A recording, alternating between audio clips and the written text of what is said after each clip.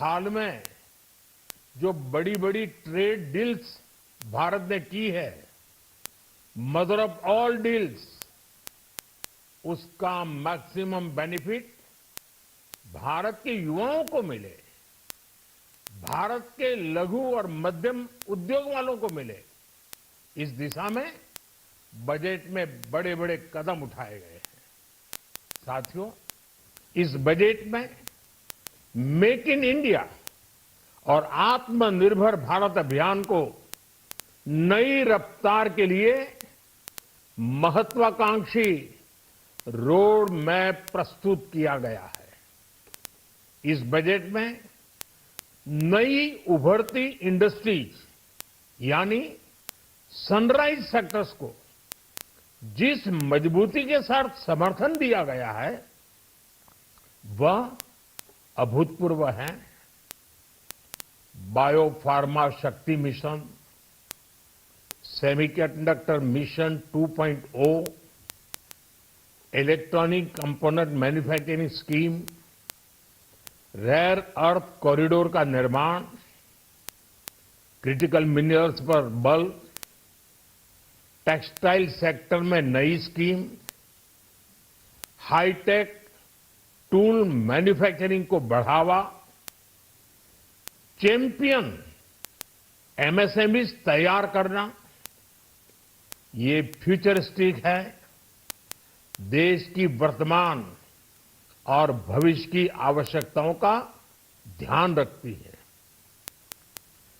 MSMEs को, हमारे लघु और कुटीर उद्योगों को जो समर्थन इस बजट में मिला है वह उन्हें लोकल से ग्लोबल बनने की नई ताकत देगा।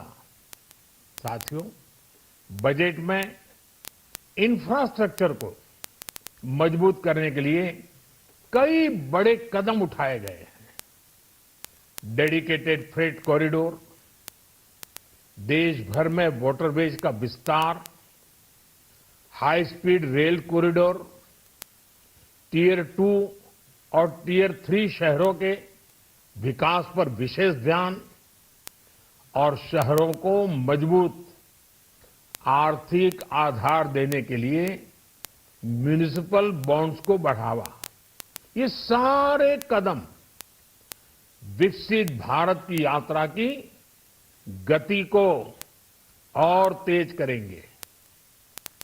साथियों, किसी भी देश की सबसे बड़ी पूंजी उसके नागरिक होते हैं। बीते वर्षों में हमारी सरकार ने देश के नागरिकों के सामर्थ्य को बढ़ाने पर अभूतपूर्व निवेश किया है। हमारा प्रयास स्किल, स्केल और सस्टेनेबिलिटी को निरंतर बल देने का रहा है। जैसा कि आज पार्लियामेंट में निर्मला जी ने कहा है, यह युवा शक्ति बजट है। उसमें युवा की सोच भी है, युवा के सपने भी हैं, युवा का संकल्प भी है और साथ साथ युवा की गति भी है। बजट में जो प्रावधान किए गए हैं उससे अलग अलग सेक्टर्स में लीडर्स, इनोवेटर्स और क्रिएटर्स तैयार होंगे। मेडिकल हब्स के निर्माण से, एलाइड हेल्थ प्रोफेशनल्स के माध्यम से, ऑरेंज इकोनॉमी यानी ऑडियो विजुअल गेमिंग को बढ़ावा देकर, पर्यटन को प्रोत्साहन देकर और खेलो इंडिया मिशन के माध्यम से युवाओं के लिए नए अवसरों के द्वार खुलेंगे। भारत को दुनिया का डेटा सेंटर हब बनाने के लिए टैक्स में बड़ी छूट की घोषणा भी की गई है।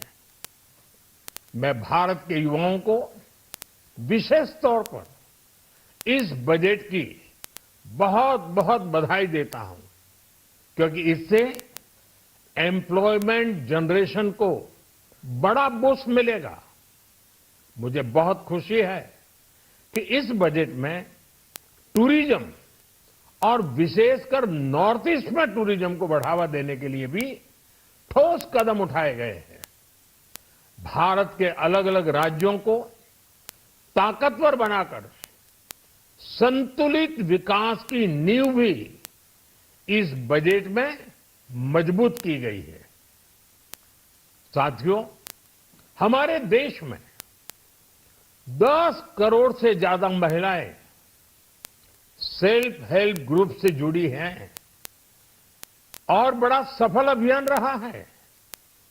महिलाओं द्वारा निर्मित, महिलाओं द्वारा संचालित सेल्फ हेल्प ग्रुप्स का आधुनिक इकोसिस्टम बने, बजट में इसे प्राथमिकता दी गई है। कोशिश यही है कि हर घर लक्ष्मी जी पधारे। हर जिले में छात्राओं के लिए नए हॉस्टल बनाने का अभियान भी शिक्षा को सुलभ बनाएगा। साथियों, भारत की कृषि, डेयरी सेक्टर, फिशरीज, इन्हें हमारी सरकार ने हमेशा सर्वोच्च प्राथमिकता दी है। इस बजट में भी नारियल, काजू, कोको और चंदन की पैदावार से जुड़े किसानों के लिए अनेक अहम कदम उठाए गए हैं।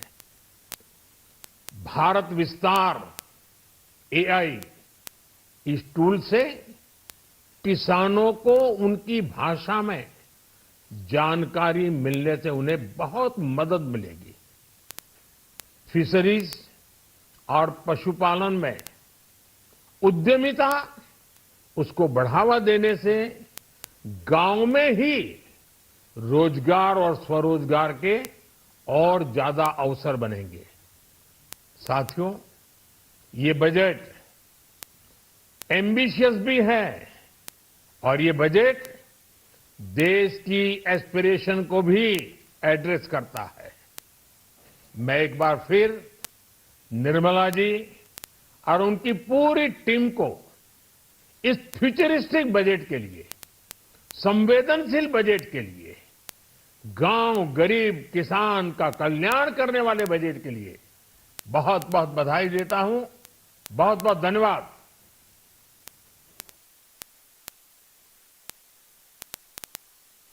सुन रहे थे, उन्होंने कहा कि ये नए विजन वाला बजट है, युवाओं का बजट है, देश को आर्थिक पटरी पर सरपट दौड़ाने वाला बजट है। उन्होंने वित्त मंत्री निर्मला सीतारमण का धन्यवाद भी किया, उनको बधाई भी दी कि जिस तरह से देश को आने वाले 20-25 सालों में देश कैसे तरक्की करेगा, उसका एक रोड मैप इस बजट में देखने को मिल रहा है।